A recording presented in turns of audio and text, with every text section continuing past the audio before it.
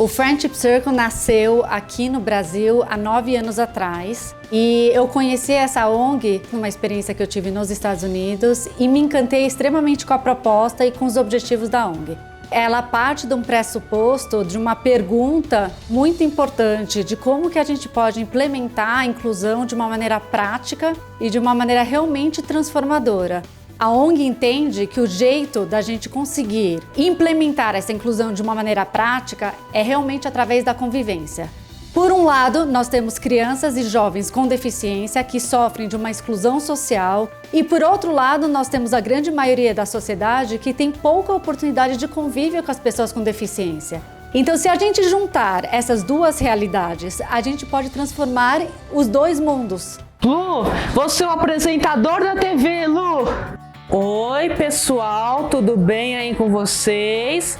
Eu sou o Rafa, eu tenho autismo, eu tenho um monte de amigos. Eu tava procurando alguma causa que realmente tivesse algum significado pra mim. E aí no grupo das mães apareceu uma mãe falando sobre o Friendship Circle. E eu tenho um irmão com autismo também.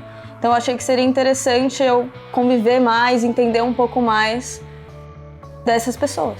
Eu lembro que alguns amigos meus me falaram sobre o Friendship Circle e eu fui querer conhecer, e quando eu fui numa palestra do Friendship, onde eles apresentaram vídeos e depoimentos, no primeiro momento eu fui muito mais como uma coisa para mim mesmo, que eu queria fazer um trabalho voluntário para eu crescer como pessoa, enfim. E quando eu vi aqueles depoimentos, as mães e os vídeos das crianças, percebi como tem um mundo inteiro aí de oportunidades para os dois lados, e aí eu quis muito me engajar com a causa. Eu gosto das atividades, do fim de semana, do Michel e da Manu. Eles são do Friendship. Eu acho que a minha relação com o Rafa cresceu muito. No começo foi um pouco mais difícil, teve uma fase de adaptação, mas aí a gente começou a ficar muito amigos. Quando eu entrei, a Manu já estava, então eles já eram amigos. Eu lembro que eu cheguei meio tenso, porque ele já tinha os amigos dele, né, a Manu e a outra menina. Mas aí no momento que eu cheguei, ele falou, Michel, me deu um abração assim, e desde aí ele já quis começar a querer conversar e tal. Acho que pelo fato dele já estar com a Manu antes há um tempo, ele foi bem aberto, foi muito legal, assim, desde então só cresceu. As pessoas com deficiência, elas têm muita dificuldade de fazer amizade, sustentar essas amizades. Então, a gente estava sentindo muita falta do Rafa trazer os amigos em casa, dele ter amigos que seriam dele, né? E que não fossem da irmã, porque ele estava acostumado a ver os amigos da irmã virem em casa. E ele não recebia amigos. E no primeiro dia que os jovens chegaram aqui na minha casa, eu fiz o Rafa abrir a porta, né? E ele abriu a porta e viu dois jovens, né? Ele falou, mamãe, aquilo me deixou emocionada. Mamãe, são os amigos da Olivia. Eu falei, não, Rafa, esses amigos não são da Olivia, esses amigos são seus amigos, eles vieram aqui por sua causa. Então ele ficou tão feliz de saber que tinham duas crianças na porta que tinham vindo só para ele, sabe? Então aquilo foi um divisor de águas pra gente aqui em casa. Ele aprendeu várias habilidades sociais dentro da ONG. Então ele troca mensagens por WhatsApp, ele combina programas com os jovens, ele se desenvolveu na forma verbal, na forma social. Então assim, tudo que ele tinha antes, que a gente colocava em terapia de 1 a 1, os jovens que têm a idade dele trazem uma referência do mundo exterior que ele não tem nas terapias. A gente tem que ter esperança, e tem que ter esperança e saber que o resultado vai vir, porque ele acontece, a gente está vivendo isso.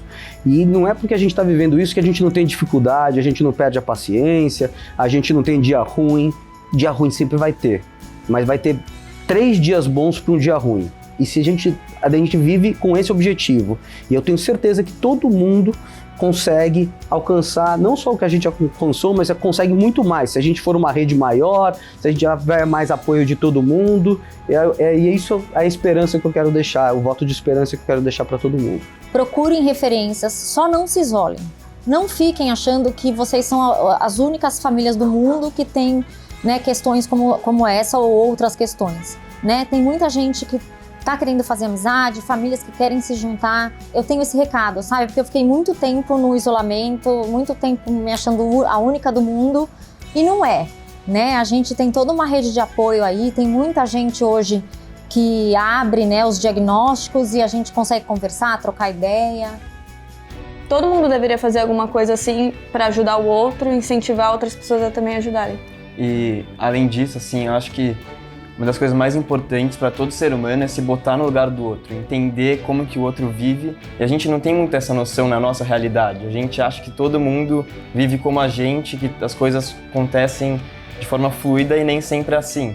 Então, eu vejo que muitas pessoas querem ajudar com caridade e tal, mas a maior ajuda que alguém pode dar é doar seu próprio tempo, doar bondade. Essa é a maior ajuda que qualquer um pode dar, independente do dinheiro, independente de qualquer coisa. E é um preenchimento realmente muito grande, é um prazer inenarrável, assim, de saber que você está criando um amigo mesmo.